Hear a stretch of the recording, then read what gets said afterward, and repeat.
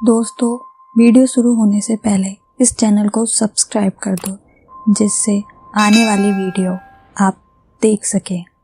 आज मैं जो कहानी आपके लिए लेकर आया हूँ वह एक सच्ची कहानी है। इसे मनगढ़ंत कहानी बिल्कुल भी न समझें। ये कहानी अक्सर मैं अपने गांव वालों से सुनता आया हूँ। ये कहानी आज से लगभग 50 साल पहले की है। कहानी उत्तर प्रदेश के एक छोटे से गांव मिंडाकुर की है। मैं इसी गांव का रहने वाला हूँ। मेरा नाम विजय है और ये कहानी श्याम काका की है।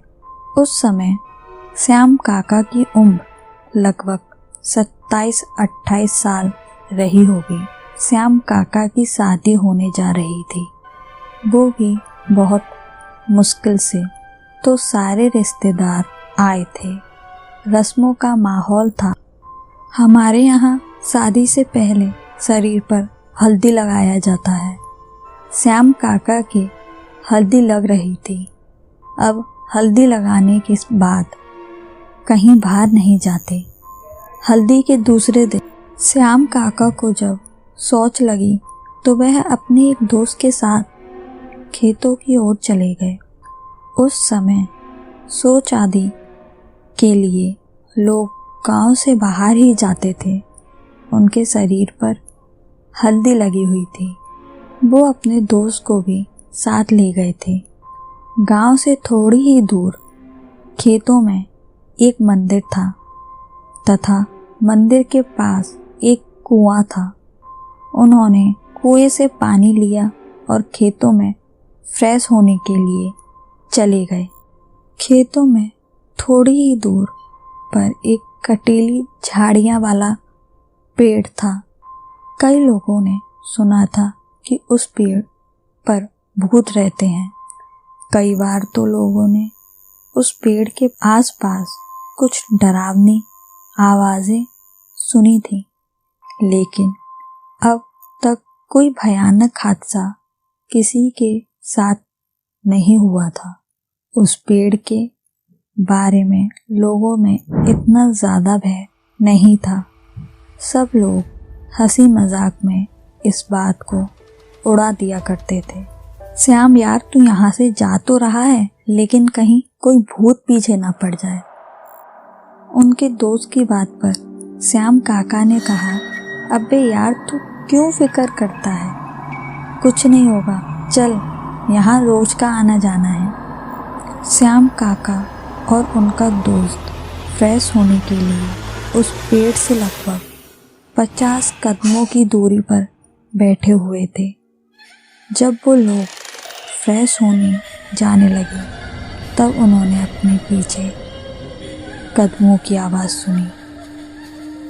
अब दोनों को डर लगने लगा क्योंकि उनके शरीर पर हल्दी लगी हुई थी और ऐसे समय पर भूत प्रेतों का ज़्यादा खतरा रहता है। डर की वजह से दोनों कुएं की ओर तेज तेज चलने लगे। जैसे ही वह कुएं के पास पहुँचे, वो भूत श्याम काका के ऊपर हावी हो गया, जिससे श्याम काका अजीब तरह की हरकत करने लगी। वो उसी समय ज़ोर ज़ोर से हंसने लगी और खुद को नोचने लगी। उनके दोस्त को इस चीज़ का आभास हो गया और वह डरने लगा। श्याम काका उल्टे होकर चलने लगे। ये देखकर श्याम काका का दोस्त भागकर घर पहुंचा और घर पहुंचकर सबको ये बात बताई। घर वाले भागते हुए श्याम काका के पास आ गए। जब वो कुएं के पास पहुँचे तो काका वहाँ नहीं थे। सब उन्हें ढूंढने लगे और वहीं थोड़ी दूर जब सबकी नज़र पहुँची तो काका पेड़ के नीचे लटके हुए थे। ये माहौल देखकर वहाँ सब हक्का बक्का हो गए। आधे लोग तो भाग गए। बस घर के रह गए। घर वालों ने हिम्मत बांधकर उनको पेड़ से नीचे उतारने की कोशिश की, पर वो उन लोगों पर हमला करने लगे और कभी कुछ बड़बड़ाने लगे तो कभी कुछ। अब वो सब समझ गए थे कि ये इनके बस की बात नहीं। उनमें से एक बोला, मुझे लगता है हमें जल्द से जल्द किसी बाबा के पास जाना होगा, नहीं तो भूत इन पर ज़्यादा हावी हो जाएगा।